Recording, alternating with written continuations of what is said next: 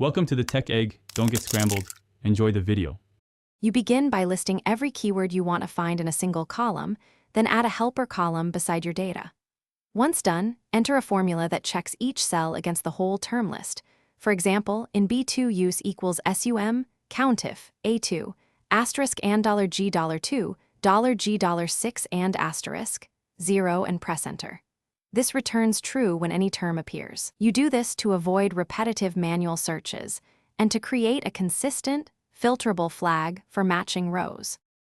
Once the helper flags are showing true or false, you can extract matches quickly. If you have Excel 365, use equals filter, table, sum, countif, table column, asterisk and $G $2, $G $6 and asterisk, 0 to return all matching rows as a spill range. If not, simply apply an auto-filter to the helper column and filter true or copy visible results. Make sure ranges are locked with $ where needed. This keeps the term list stable as you fill or copy formulas downward.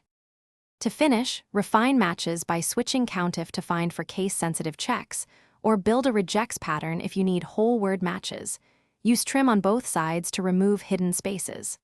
Once done, sort or remove duplicates from the extracted spill.